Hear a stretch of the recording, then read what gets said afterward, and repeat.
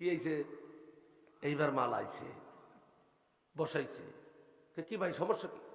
হুজুর বাঁচান বাঁচান, আমার বউ গেল, মেয়ে গেল, সব শেষ। ইমাম মোহাম্মদ বলতেছে আমার বাঁচানোর কিছু নেই, বাঁচাবে কি? একটু জোরে হিট দিয়ে বলেন, বাঁচাবে কি? আল্লাহ। তো ঠিক আছে, কি সমস্যা বলছে? তোমার বউ তালাক হবে না, তোমার মেয়েরও সমস্যা হবে না, সমাধান আমি দিয়ে দেবো। কি দিয়ে দেবো? তাহলে বসো।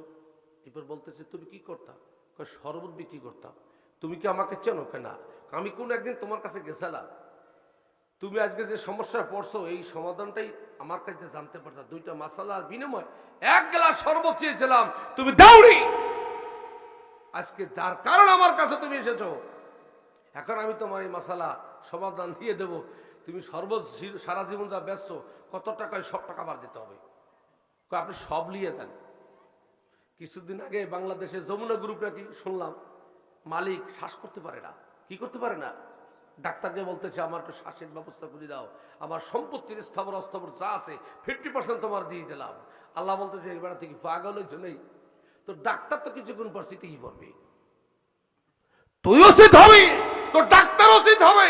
আমি আল্লাহ, মারানো মালিক আমার আল্লাহ, বাঁচানো মালিক আমি আল্লাহ। ঠিক যাবে, ঠিক কথা কয়। দম ছাড়তে পারে না, দমে আয় আবার দমে যায়। দমদার মালিক কে? একটু জোরে বলেন, মালিক কে? সে আল্লাহর সাথে কোনো মানুষ গাদ্দারি করলে ওই ব্যক্তি, ওই সমাজ, ওই পরিবার নিশ্চিত ধ্বংস হয়। ভাইয়ের আমার, ইমাম মোহাম্মদ তাকে বললো তোমার কোনো টাকা পয়সা দেওয়া লাগবে না, কিছুই লাগবে না, আমি তোমার সমাধান দিচ্ছি, তুমি বসো। নদীর এপার ভাঙ্গে ওপার গড়ি, এই তো নদীর খেলা। সকাল বেলার ধনির তুই ফকির সন্ধ্যাবেলা।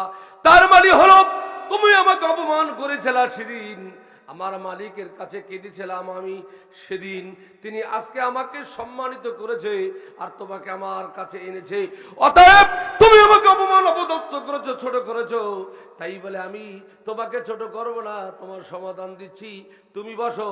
ইমাম মোহাম্মদ ঘরের ভিতরে ঢুকি, কাপড় দিয়ে মোড়ানো সুন্দর একখানা কোরআন শরীফ নিয়ে ইমাম মোহাম্মদ ওই সর্বতলার কাছে দিয়ে বলল, যাও যাও যাও, এর ভিতরে এই বিবাহের পরে তোমার জামাইর আর মেয়ের হাতে তুলে দিয়ে বলবো আসমানে জমিনে যা কিছু আছে সবের ভিতরে আছে।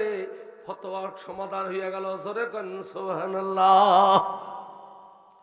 এটা দেওয়ার পরে কিছু কিছু কাটমৌলবী আছে, লেখা জানে না, পড়া জানে না, তারা বলতেছে ইমাম মোহাম্মদ তো কিছু জানিই না, কি মাসলা দিল। একজন স্বপ্নে দেখছে রাত্রে ঘুমাইয়া প্রসাব করে 7 জেল কোরআন শরীফ ভিজিয়ে লেছি। কয় জেল? জোরে কোন। 7 জেল কোরআন শরীফ ভিজিয়ে লেগেছে। হুজুরের কাছে গেছে, হুজুর তো এলেম কালাম ভালো জানে না, বলতো যাই সরো, তুমি ইংরেজি বই চলে যাও নয়, তুই 1 জেল করতে করতে 7 জেল কোরআন শরীফ তুই প্রসাব করে ভিজেছ, তোমার উপর আল্লাহ লানত করবে। ওনার তো অবস্থা খারাপ। ডাক্তারের কাছে যাবে, ডাক্তার যদি রুগীকে বলে তুমি সপ্তাহে টেকতে পারো, তো রুগী আর বাসে কথা বল বাসে। আচ্ছা, উনি আরেকজন ভালো সাইয়্যিদ আলেমের কাছে গেছে, যার পর বলতেছে তুমি যে রাত্রে এই স্বপ্ন দেখছো সে রাত্রে কি ঈশার নামাজ পড়ছো? বলে হ্যাঁ। তুমি কি দুরূদ শরীফ পড়ছো? বলে হ্যাঁ।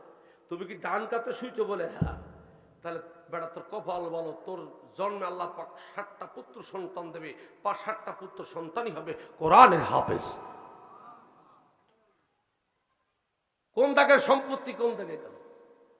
তুমি না যাই না উজালি করো, কারণটা কোথায়? অনেকে বলতেছে ইমাম মোহাম্মদ ভুল ফতোয়া দিয়েছে। সব কিছু ওই সমস্ত কাঠমৌলবীর এক হয়ে ইমাম মোহাম্মদের বাড়িতে এসে বলতেছে আপনি রেফারেন্স দেন, দলিল দেন, কোথায় আছে?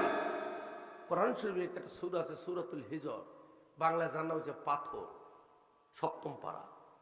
এরপর ইমাম মোহাম্মদ তেলাওয়াত করলেন ওয়ালা রাতাবাম ওয়ালা ইয়াবিসিন ইল্লা ফি কিতাবিম মুবিন। আল্লাহ বলতেছেন আসমান এবং জমিন, নবমণ্ডল ভূমণ্ডলের ভিতরে যা কিছু আছে আমি আল্লাহ সবই আমি কোরআনের ভিতরে দিয়ে দিয়েছি। চিৎকার করে জোরে বলেন সুবহানাল্লাহ। অনেকে মন্তব্য করে এই কোরআন দিয়ে সংসদ চালানো সম্ভব না, এই কোরআন দিয়ে রাষ্ট্র চালানো সম্ভব না, এই কোরআন দিয়ে সমাজ চালানো সম্ভব না। তারা আসলে বোকার সঙ্গে বাস করে। আপনারা ঠিক বলেন না? ভুল বললাম না ঠিক বললাম? বলেন। কোরআন দিয়ে সবকিছুই সম্ভব, কিন্তু আস্তে আস্তে বেশি গরম খেলে জিভটা ফুরিয়ে যায়। ইসলাম বুঝতে হয়। কোরআনের ভিতরে আল্লাহ পাক আয়াত নাজিল করে ওই আয়াত আবার আল্লাহ উঠে নিয়ে গেছে। আল্লাহ জানে না যে আয়াত নাজিল করা 6 বছর আর উঠন লাগবে, তা নাজিল করলো কি? ডাক্তার, ভালো ডাক্তার যারা, তারা বোঝে রোগীর কতদিনের অ্যান্টিবায়োটিক, কয়দিনের কতবার ডোজ দিতে হবে। যখন শেষে উঠে নিয়ে গেছে। আবার মদ, একসময় আরবের লোক খাইতো না, এই মদ আল্লাহ পাক হারাম করছে 3 বার। 1 বার 2 বার, কয়বার? 3 বারে। একবারে করে নেয়।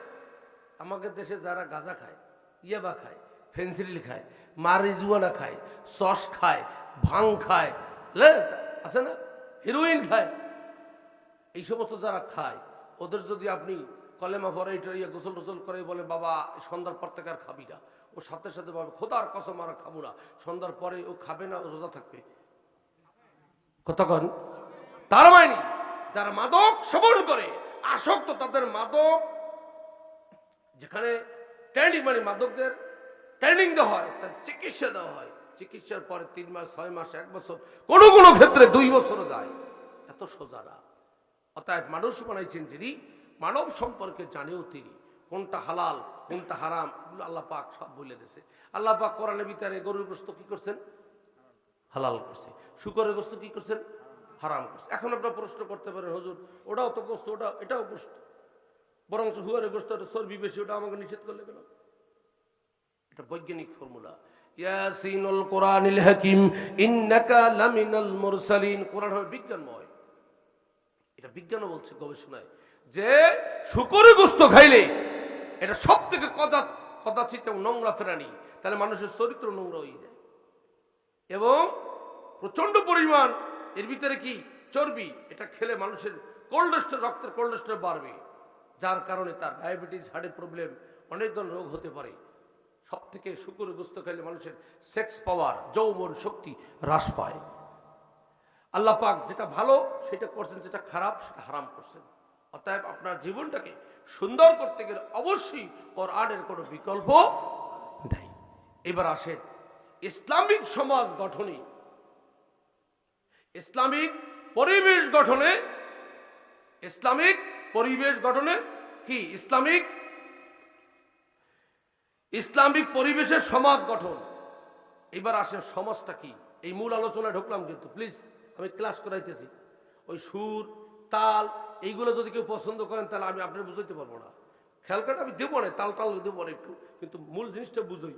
কারণ আমার কথা হচ্ছে শিক্ষিত মানুষ বুঝলেই যথেষ্ট। এটা একটা সেমিনার ক্লাসের মতো, বিষয়টা অধিক চমৎকার। ইসলামিক পরিবেশের সমাজ গঠন। ফার্স্টে আছেন সমাজটা কি, আমাদের চারপাশে যা কিছু আছে এটা কি সমাজ। আচ্ছা, এই গ্রামে কোনো বাড়িতে যদি কোনো নারী সরাসরি যদি ব্যভিচারে লিপ্ত হয়, আছে না? কোনো বাড়ি যদি কোনো নারী ব্যভিচারে লিপ্ত হয়, পুরুষের সাথে মনে করেন খারাপ কাজে ব্যভিচারে লিপ্ত হয়, তাহলে এই সমাজে অন্য মানুষ কি এটা কি সহ্য করবেন? তা আপনার সমস্যা কি? সে আপনার বংশের লোক না, সে আপনার স্ত্রী না, সে আপনার বোন না, সে আপনার কেউ না, সে আপনার ব্লাড কালেকশনও না, সে এই গ্রামের লোক, একটা আলাদা বাড়িতে সে ব্যবসা বাণিজ্য করে খায়, আপনার সমস্যা কোথায় বলেন? আপনার সমস্যা হলো এই, আল্লাহ রসুল বলছেন একজন মোমেন আর একজন মোমের আয়না স্বরূপ। একজন মোমেন আর একজন মোমেনের কি দেহ স্বরূপ। শরীরে যদি রোগ হয় তাহলে শুধু চুল না, নাক না, নাকের মুখের শ্বাসগুলো, যে নাকের শ্বাসগুলো গরম হয়ে যায়। সমাজে যদি কোনো আক্রান্ত হয় খারাপ কাজে, এই কারণে সমাজের সকলেই এই আক্রান্তে দূষিত হয়ে যায়।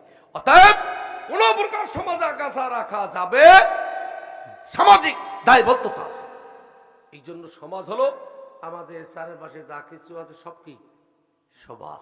এই সমাজটা ইসলামিক সমাজ, ইসলামিক পরিবেশে সমাজ গঠন। এখন এই সমাজটাকে আপনি কেমনে ইসলামী পরিবেশ গঠন করবেন, এটা ব্যাপক একটা অধ্যায়। এর ভিতরে অনেক কথা বললে আপনি অনেকে বলবেন যে পলিটিক্স, আমি ওদিকে যাব না, যতটুকু সম্ভব আমি ততটুকু বলি। কারণ আমাকে গরুর রচনা লিখতে দিচ্ছে, আমি যদি ভেড়ার কথা লিখেছি তাহলে কি এটা হবে? একটু জোরে বলেন, হবে? হবে না। কারণ আমি এগুলো সব সুন্দর করে গুছাই নিয়ে আসছি। এবার আসেন সমাজ গঠনের উপাদানগুলো কি। উপাদান বলতে বিল্ডিং বানাইতে গেলে ইট লাগে, বালি লাগে, সিমেন্ট লাগে, এগুলো বিল্ডিং এর কি উপাদান। তরকারি আনতে গেলে কি লাগে? মরিচ লাগে, পেঁয়াজ লাগে, হলুদ লাগে, লবণ লাগে, তেল লাগে, পানি লাগে, এগুলো কি উপাদান। ইসলামী সমাজ ব্যবস্থার যে উপাদানগুলো কি? 1 নম্বর শিক্ষা এবং জ্ঞান। এই জন্য আল্লাহ বলছেন, কুল হাল ইয়াস্তাল্লাযীনা ইয়ালামুনা ওয়াল্লাযীনা লা ইয়ালামুন ইন্নামা ইয়াতাযাক্কারু উলিল আলবাব। যে ব্যক্তি জানে, যে ব্যক্তি জানে না, উভয় ব্যক্তি সমান হতে পারে না। একজন মূর্খ মানুষ সারা রাত যদি ইবাদত করে, একজন জ্ঞানী মানুষ আলেম যদি ঘুমায়, ওর থেকে ওই লোকের আমলনামায় নেক আমল হবে বেশি। জোরে বলেন সুবহানাল্লাহ। কারণ আল্লাহ জানেন একজন আলেম, আমি আল্লাহ আমার যতটুকু ফুটাইয়ে তুলতে পারবে, আমি আল্লাহ আমার যতটুকু অস্তিত্ব জাগিয়ে তুলতে পারবে, আমি আল্লাহ আমার রুবুবিয়ত, আমার শক্তি ক্ষমতা একজন আলেম যত ফুটাইয়ে তুলতে পারবে, একজন সাধারণ মানুষ 10 বার যদি পৃথিবীতে কিয়ামত হয়, এরপরও সাধারণ মানুষ তার দ্বারা এটা আদৌ সম্ভব না।